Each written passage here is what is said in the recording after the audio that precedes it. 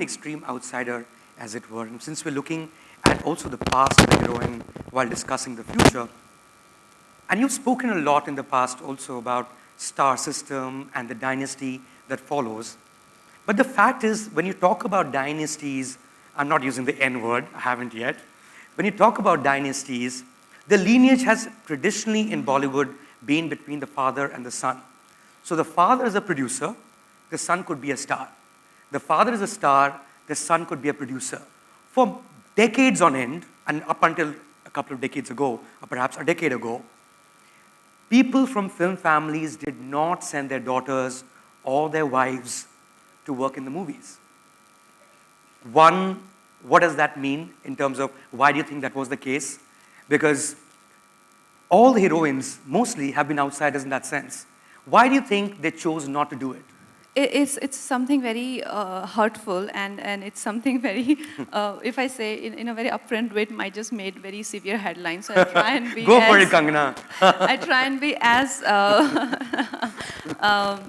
I'd say as soft I can be. But I think it comes from the deep-rooted patriarchal mindset where, you know, the way one treats a woman and the way one sees a woman, you know, it reflects in his relationship with his daughter or his wife. And, you know, like in the world of glamour and the world of opportunities, we all know that, you know, being in this, you know, amazing, it's almost like a fantasy land. It's almost like a, you know, to be in a film business or to be in any show business for that matter is, you know, it's full of magic, it's full of epiphanies, it's full of creativity, neurotic artists and opportunities, and above everything, it's full of that magic which overnight changes everything and makes life, you know, turns ordinary into extraordinary, extraordinary into fantastic, and fantastic into tragic. You know, it has that extraordinary power to it.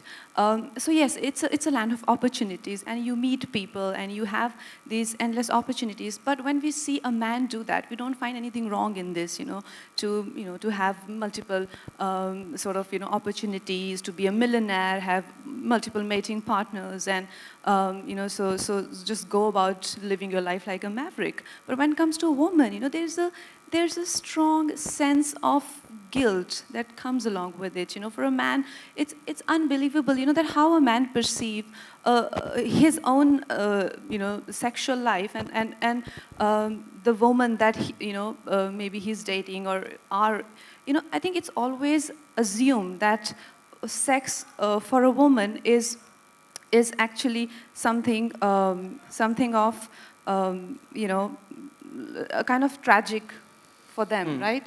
So I think, is there a brawl outside? Okay, yeah, sorry, I got distracted. So I think I know a lot of people who, you know, who are being very protective of their women, and it's all about keeping them away from you know, a lot of you know, a lot of men or opportunities or glamour, because why? They're going to get swayed with it, they're going to have affairs, and men are going to treat them badly. Basically, men are going to have sex with them. So having sex for a man is something which is about having fun and living a good life. But for a woman, it's something which is, you know, like doing some sort of, you know, like a bad thing to them. So that is how a man perceives, you know, the life in glamour world. They openly say this, you know, that when it's an affair of their son, you would hear so many men brag about it, you know, that my son is this, you know, is this the Casanova. Casanova, and what will he do in his youth, you know, and if not have these multiple affairs. They openly talk about it, but when it comes to their girls, you know, there are restrictions, and they flaunt that. How dare my girl is going to date anyone? How dare my girl is getting into films, and people are going to see her wear mini skirts? And these are these petty reasons. I mean, I wouldn't want to, I wish it was anything else, but these are the petty reasons that my girl is going to wear bikini, but I don't mind having 15 bikini-clad women around me or my son. It's as petty as it is. I mean, it sounds stupid, but you can have so many, you know, like you would know, there's so many examples of that. and they're quite open about it, and they feel it's very manly to have these kind of values, not really values, but these sort of feudal ideologies, and to flaunt it like that. And it's making our society even more regressive, even more feudal and chauvinistic, these sort of, and it does stem out of it that, like a great family of, like this film business, son will make, and this happens in many smaller industries as well. It's a common fact that, I don't want to name superstars because I'm not sure, but someone's daughter decided to be an actress and fans committed suicide. Fans committed suicide. And the son is, of course, is the reigning superstar, but the daughter decided. Fans committing suicide would have to be south of India, no? Yes, south of India. Sure. Yeah. So they committed suicide, that the daughter of the house will wear a mini skirt. How would that happen, and how is that even possible? So this is the psyche of our culture, and this is how the masses. This is what a woman is, just an object, and it's very unfortunate that there is that's all. But you see that changing though, because from like the early 2000s onwards, you do see a lot of women from film families actually entering films. And so do you think the film industry has changed? Do you think the psyche of those families have changed? What do you think has led to that change? Well, I think most probably the society in itself, I think initially, to begin with, our cinema was extremely premature, and the way exactly, the way the industry was, it wasn't, this sort of flourishing business proposition.